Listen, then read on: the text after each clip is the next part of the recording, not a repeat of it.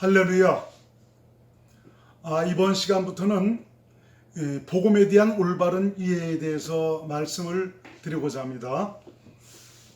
사실 예수를 믿는다고 하면서도 복음이 무엇이냐고 물어보면 많은 분들이 참 여러 가지로 말씀을 하고 있는데 결국은 참 복음에 대한 확실한 이해를 하지 못하고 있다는 것입니다.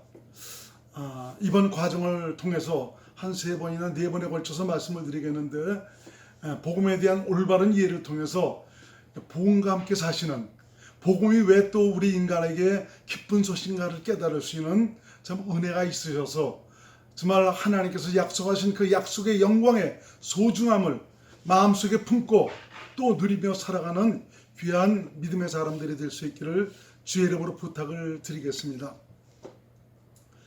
복음은 창조주 하나님이 인간을 위해서 약속하신 최고의 기쁜 소식을 가리켜서 복음이라고 말씀드릴 수가 있습니다. 영어로는 가스펠이라고 말하고 있죠. 하나님은 인간을 사랑하셨으며 사랑하신 인간과 함께 영원히 함께 사시기 위해서 바로 영생을 약속하셨습니다. 그 약속을 복음으로 주신 것입니다. 여러분, 영원히 살 수 있는 길만 있다면 이보다 더 좋은 복이 어디 있겠습니까? 많은 사람들이 인간은 유한한 존재라고 얘기하고 있지 않습니까? 이건 바로 뭐냐면 끝이 있다는 것입니다. 언젠가는 내가 죽어야 된다는 것입니다. 그런데 이 복은 바로 무엇이냐? 너희는 육신은 죽지만 영원히 사는 영적 존재다. 바로 영원히 살 수 있는 좀 그런 길을 제시하는 것이 바로 복음이다라고 말씀하고 있는 것입니다. 사실 신앙생활을 한다고 하면서도 복음의 의미가 무엇인지를 모르고 신앙생활 하시는 분들이 많이 있습니다. 복음이 무엇인가를 분명하게 깨달아서 정말 그리고 그 복음을 받아들여서 그래서 믿음으로 복음으로 말미암은 하나님의 은혜와 복을 받고 누리고 살아가는 하나님의 사람들이 될 수 있기를 주의 이름으로 부탁을 드리겠습니다. 복음은 진실로 살아계신 하나님, 천지 만물을 지으신 창조주 하나님께서 피조물인 인간을 위해서 세우신 가장 값지고 복된 소식이 바로 복음입니다. 이 땅에 살아가는 동안 복음이 무엇인가를 깨닫고 복음을 붙들 수 있는 기회, 복음으로 말미암아 살아갈 수 있는 이 기회를 붙잡았다면 그 사람은 자기의 삶을 성공을 시킨 겁니다. 이 말은 바로 무엇이냐? 기회를 붙든 것이다 이겁니다. 영원히 살 수 있는 그 기회를 붙잡았다는 것이죠. 복음에 대한 분명한 정리를 통해서 많은 그리스도인들이 복음 안에서 진리의 자유를 마음껏 누리며 하나님과 생명으로 하나 돼서 주님과 함께하는 놀라운 은혜의 감격이 가득할 수 있기를 주님의 이름으로 축원을 드리겠습니다. 자, 복음은 그럼 무엇을 복음이라고 하는 것이냐? 복음은 말 그대로 인간을 위한 복된 소식, 기쁜 소식을 바로 복음이라고 말합니다. 그러면 우리 인간에게 있어서 가장 기쁜 소식이 무엇입니까? 우선 복음이 인간에게 있어 기쁜 소식이 되기 위해서는 우리 인간이 어떤 존재인가를 알아야 됩니다. 바로 인간의 정체성을 깨달아야 된다는 것이죠. 이것을 깨닫지 못하고는 복음이 왜 우리에게 기쁜 소식인가를 올바로 깨달을 수가 없는 것입니다. 하나님은 영원전에 인간을 향한 계획을 가지고 계셨습니다. 그것이 바로 뭐냐? 영생입니다. 영생이란 하나님의 영원한 생명으로 하나님과 함께 영원히 사는 생명을 바로 영생이라고 합니다. 하나님은 영원전에 인간에게 당신의 생명을 주셔서 당신과 함께 영생의 복을 누릴 존재로 택하셨으며 이것을 약속을 하신 것입니다. 디도서 1장 2절 표준 세번역으로 제가 읽어드립니다. 거짓이 없으신 하나님께서 영원전부터 약속해 두신 영생에 대한 소망을 품고 있습니다. 그래서 하나님은 인간을 지으실 때부터 흙으로 지으셨지만 그 코에 생기를 불어넣으심으로 말미암아 생명, 곧 영원히 살 수 있는 영적 존재로 지으셨다는 것입니다. 바로 하나님과 함께 살 수 있는 존재로서 하나님의 형상의 모양으로 지으셨습니다. 하나님의 형상의 모양이란 하나님과 똑 닮은 하나님의 실체를 담을 수 있는 그릇, 하나님이 거하실 처소, 좀 이런 하나님께서 함께 하실 그런 그릇으로 우리 인생을 지으셨다는 것입니다. 창세기 2장 7절을 제가 읽어드립니다. 여호와 하나님이 흙으로 사람을 지으시고 생기를 그 코에 불어넣으시니 사람이 생명이 된지라. 생명, 영원히 사는 영적 존재가 되었다는 말입니다. 영생은 인간을 향하신 하나님의 뜻이고 약속이고 바로 이것이야말로 복된 소식입니다. 영생은 하나님의 영원한 생명이며 하나님 나라 곧 천국을 의미합니다. 하나님의 통치와 다스림에 의해서 영원한 기쁨과 안식을 누리는 것, 이것이 바로 영생입니다. 이것이 바로 천국입니다. 하나님 나라입니다. 바로 이러한 계획을 영원전에 세우시고 그리스도 안에서 하나님의 아들들이 되게 하셔서 하나님의 영광의 찬송이 되게 하려 하셨습니다. 그러므로 하나님의 약속이 복음이며 하나님의 뜻이며 그것이 바로 영생입니다. 에베소 1장 3절로 4절 말씀을 한글 개역으로 제가 읽어드리겠습니다. 찬송하리로다 하나님 곧 우리 주 예수 그리스도의 아버지께서 그리스도 안에서 하늘에 속한 모든 신령한 복을 우리에게 주시되 곧 창세전에 그리스도 안에서 우리를 택하사 우리로 사랑 안에서 그 앞에 거룩하고 흠이 없게 하시려고 그 깊으신 뜻대로 우리를 예정하사 예수 그리스도로 말미암아 자기의 아들들이 되게 하셨으니 이는 그의 사랑하시는 자 안에서 우리에게 거저 주시는 바 그의 은혜의 찬송을 영광을 찬송하게 하려 함이라. 참 이런 계획과 목적을 가지고 하나님께서 저 인간을 지으셨는데 하나님을 불순종하고 죄에 빠진 인간, 이러한 놀라운 계획을 따라 인간을 지으시고 그 지으신 인간을 에덴 동산으로 인도하셔서 에덴 동산 중앙에 있는 생명과를 따먹도록 하셨습니다. 생명과는 무엇을 얘기합니까? 생명나무는 예수 그리스도를 가리키고 생명과는 하나님의 생명을 가리키고 있습니다. 그래서 이 생명과를 먹으면은 영원히 살 수 있다라고 성경을 말씀하고 있죠. 그래서 하나님께서 죄를 지은 아담과 하와가 저주와 정말 불행한 상태에서 영원토록 살면 안 되니까, 정말 그 상태에서 생명과를 따먹으면 안 되니까 그들을 에덴 동산에서 내어 쫓으셨습니다. 그리고 불칼로 막아 놓으셨다라고 말씀하고 있습니다. 그래서 이 생명과는 무엇을 가리키냐? 바로 하나님의 생명을 의미하고요, 따먹으면은 영생할 수 있는 과일을 가리키고 있습니다. 창세기 3장 22절을 제가 읽어드립니다. 여호와 하나님이 가라사대 보라 이 사람이 그 손을 들어 생명나무의 실과도 따먹고 영생할까 하노라. 이 과일을 먹으면 어떻게 된다고요? 영생한다 이겁니다. 그 생명과는 바로 뭐라고요? 하나님의 생명을 가리키고 있습니다. 영원히 살 수 있는 생명, 바로 생명나무에서 그 실과를 따먹고 하나님과 함께 영원히 살도록 이런 계획을 하나님께서 세우셨던 것입니다. 그래서 인간을 지으실 때부터 하나님의 형상의 모양으로 지으셨다. 바로 하나님과 똑 닮은 하나님께서 거하실 그릇, 그 처소로 지으셔서 바로 인간 안에 오셔서 함께 사시기를 원하셨다 이겁니다. 그런 계획을 가지고 인간을 지으시는 것입니다. 그러나 인간은 뱀, 곧 마귀의 말에 순종해서 하나님이 먹지 말라고 한 그 선악과를 먹음으로 하나님을 불순종하게 되었죠. 이때부터 인간은 진자는 이긴 자의 종으로 마귀의 종이 되었습니다. 죄의 종이 되었습니다. 그래서 우리 인간은 마귀의 사상과 생각을 따라 살아가는 저주받은 자가 된 것입니다. 바로 마귀의 타락하고 변질된 부패한 존재가 되었다는 것입니다.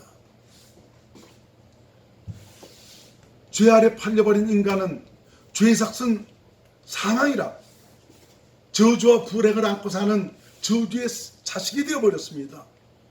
이러한 결과로 우리 인간에게서는 걱정과 근심과 두려움과 절망과 실패와 고통과 질병, 여러 가지 시리와 좌절 속에서 살게 되었습니다. 태어날 때 또 정말 어느 정도 자라 결혼하고서는 참 좋은 마음에 정말 그 소망과 꿈을 안고 아름다운 그런 행복한 세상을 만들어 보리라 하고 전 그런 꿈을 안고 시작을 하지만 우리 인간이 어떤 존재라고요? 죄인입니다. 마귀에 속한 타락하고 부패한 존재입니다. 살아가는 생명 자체가 완전히 타락하고 부패한 존재라는 것입니다. 선악과를 먹어서 선악을 알게는 되었지만, 그래서 선이 좋은 줄을 알지만 선을 행할 수 없는 저주받은 그런 존재가 되었다는 사실입니다. 인간이 여러 면에서 참 잘못되거나 실수하거나 참 올바르게 하지 못한 참 그런 일들을 보면 그냥 신랄하게 판단하고 정죄해버립니다. 심판을 해버립니다. 그렇지만 판단하고 정죄하고 심판한 그 사람 자신도 선을 행할 수 있는 능력은 없습니다. 똑같은 일을 하고 있을 뿐입니다. 인간이 죄를 지음으로 영은 죽어버린 상태가 되었습니다. 이 영이 죽었다는 말은 바로 무엇이냐? 살아가는 생명이 바로 죄에 빠졌다는 말이고요. 하나님과의 관계가 단절이 되었다는 그런 의미입니다. 죄에 빠진 인간은 마귀와 함께 영원한 형벌에 처해지게 됩니다. 죄에 빠진 인간은 영적인 세계가 가려져서 하나님이 계신지도 모릅니다. 자신이 영적 존재인지도 알지 못하고 있습니다. 영적인 문외한입니다. 오직 세상에서 얻고 누릴 수 있는 부귀와 영화와 출세와 인기와 축복만을 위해서 사는 그런 존재가 되었습니다. 그러다 세상 떠날 때는 육신은 흙으로 돌아가고 영원한 심판을 받게 됩니다. 영원한 형벌에 처해지게 되는 것이죠. 그래서 예수를 알지 못하는 수많은 사람들이 세상에서 얻고 누렸던 큰 놀라운 영광을 잃어버리게 될 때는 살 소망만저 팽개쳐버리고 자살하는 경우가 있지 않습니까? 왜? 내가 세상에서 누리고 있던 이것이 내 삶의 전부인 줄 알았기 때문에, 자신이 영적 존재인지를 알지 못하기 때문에 육신에 대한 소망이 사라져버렸기 때문에 목숨을 끊어버리는 그런 일들을 하는 것입니다. 마귀가 어떤 존재입니까? 우리가 마귀를 제대로 알아야 됩니다. 내가 죄에 속한 죄인, 마귀에 속한 자라면 마귀가 어떤 존재냐 이겁니다.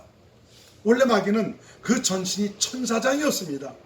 하나님이 하늘에서 하나님을 찬송하며 하나님의 보좌 앞에서 하나님을 섬기던 자가 바로 마귀였습니다. 마귀는 단수입니다. 그러나 그의 타락과 불의로 인해서 하늘에서 쫓겨나게 되었고요. 그가 쫓겨날 때 그를 따르던 천사 중 3분의 1도 함께 쫓겨나게 되었습니다. 에스겔서 28장 14절에서 17절 말씀을 제가 읽어드립니다. 너는 기름 부음을 받은 돕는 구름이며 내가 너를 세우매 네가 하나님의 성산에 있어서 화양석 사이에 왕래하였었도다. 네가 죄를 받던 날부터 내 모든 길에 완전하더니 마침내 불의가 드러났도다. 내 무역의 풍성함으로 네 가운데 강포가 가득하여 네가 범죄하였도다. 너 돕는 구름아, 그러므로 내가 너를 더럽게 여겨 하나님의 산에서 쫓아내었고 화강석 사이에서 멸하였도다.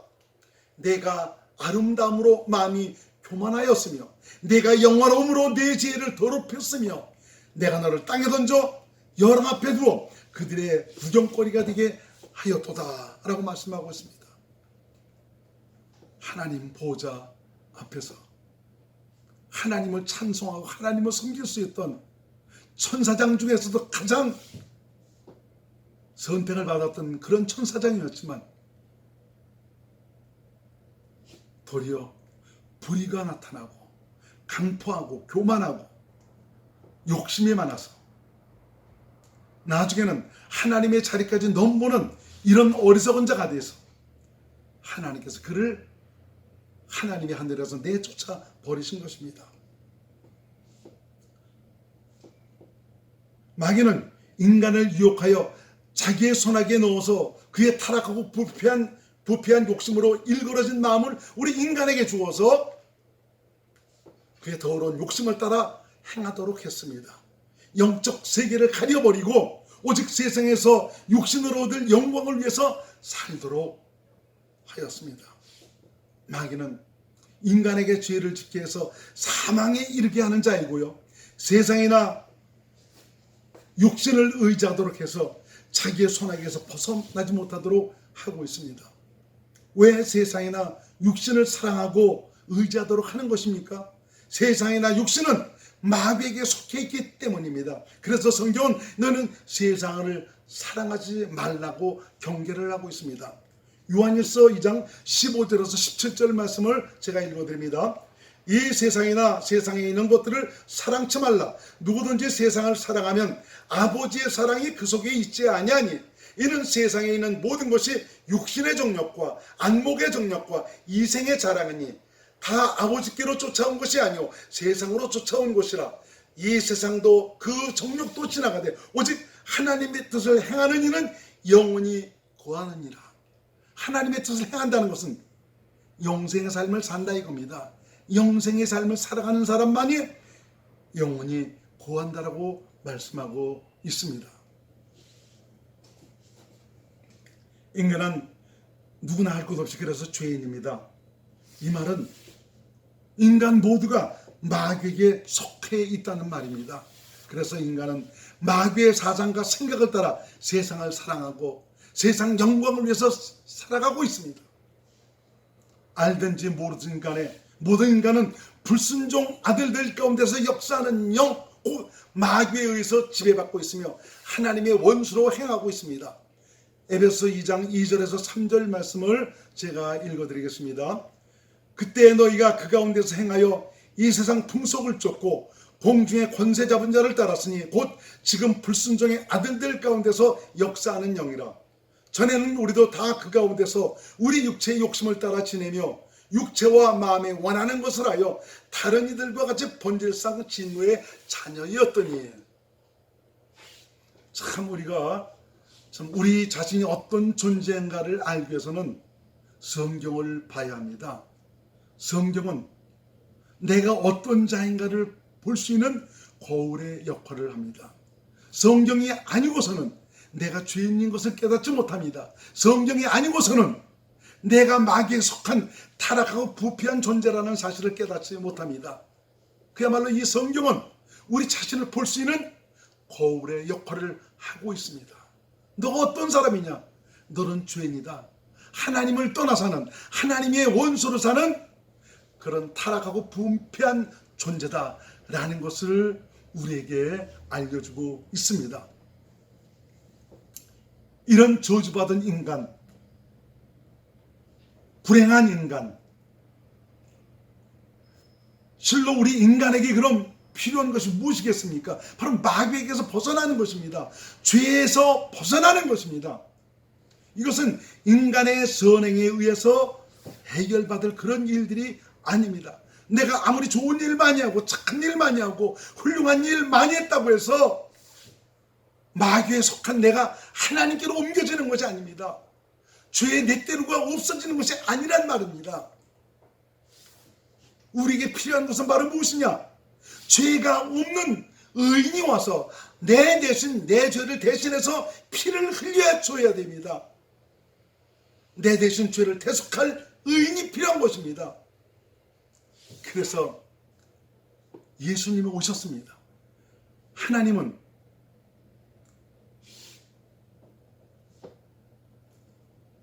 아들을 그리스도로 보내셔서 우리의 죗값을 대신 그에게 물으시고 우리 모든 죄를 그에게 다 옮겨주시고 짊어지게 하시고 그 죗값을 십자가를 통해서 받게 하셔서 그의 피로 말미암아 모든 죄에서 사함을 받게 하셨습니다.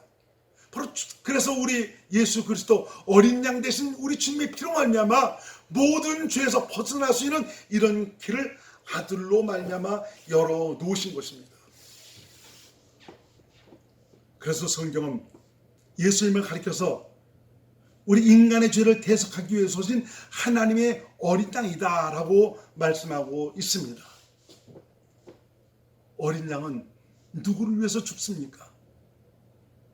자기 주인, 자기를 데리고 온 그 주인의 죄를 대신해서 죄 없는 어린 양이 대신 그 죄값을 치르고 죽습니다. 피를 흘립니다. 예수님은 하나님이시며 하나님의 어린 양이십니다. 우리 모든 인류의 죄값을 대속하실, 아담의 죄값을 대속하실 그리스도이십니다. 어린 양이십니다.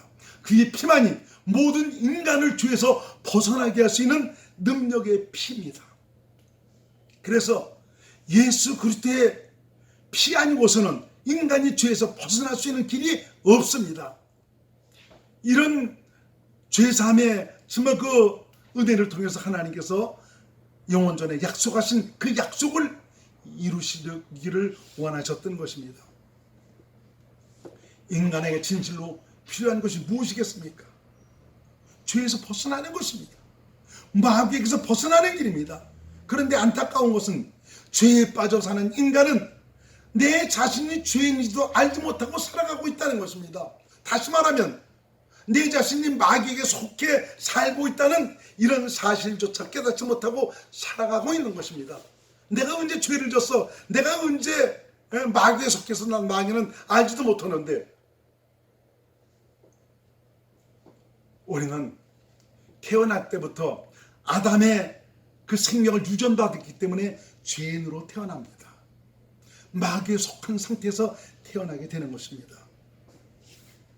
마귀는 인간의 눈을 철저히 가려 자신이 누구인지 어떤 존재인지조차 알지 못하도록 눈과 귀와 깨닫는 마음까지도 다 닫아놓았습니다.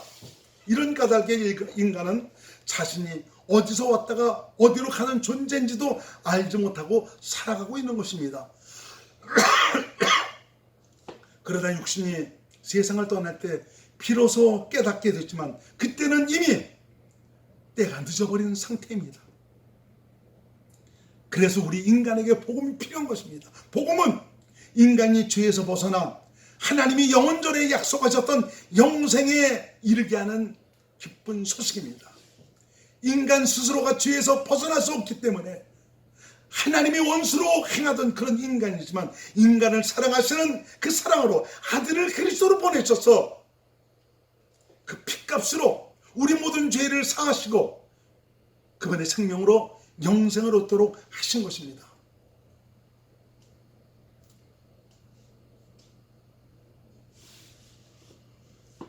그래서 인간이 복음이 무엇인지를 알고 믿는다는 것은 영원한 복이 아닙니다. 이것은 한 번밖에 없는 기회를 붙드는 것입니다. 자신의 인생을 성공시킬 수 있는 기회가 되는 것입니다. 마귀에 의해 인간은 오직 세상에서 얻고 누릴 수 있는 것에 혈안이 되어 있지만 이러한 가운데 복음이 무엇이며 복음에 대한 올바른 이해를 하고 복음을 믿을 수 있다는 것은 인간이 세상에서 얻을 수 있는 가장 큰 복이라고 할 수가 있습니다. 복음은 인간의 구원과 생명을 위해서 하나님이 친히 인간과 함께 사신다는 것입니다. 하나님 자신이 우리의 생명이 되셔서 우리의 영혼을 끝까지 책임져 주시겠다는 것입니다. 세상에서 좀 더 살아보려고 산산과 장수식품 많이 먹지만 그래봤자 얼마나 삽니까? 얼마나 살겠습니까? 도토리 기저귀 아닙니까?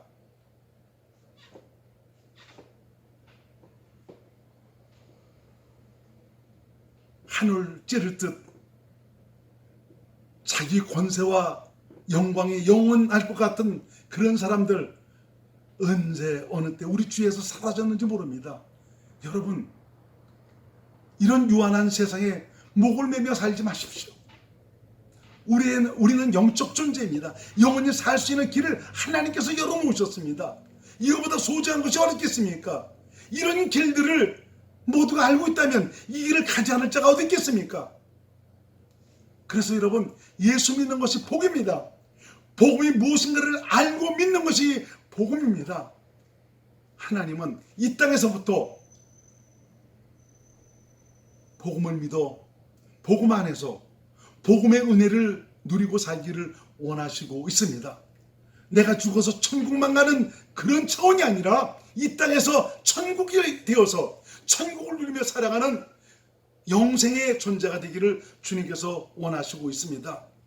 한 번밖에 없는 그런 기회 단단히 붙잡으셔서 여러분의 나를 성공시킬 수 있는 귀한 믿음의 사람들이 될 수 있기를 주님의 이름으로 축원을 드리겠습니다. 감사합니다.